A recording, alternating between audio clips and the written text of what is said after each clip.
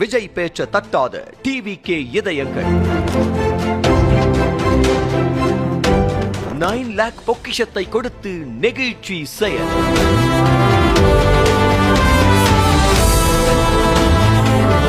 வாங்க விரிவா பார்க்கலாம்.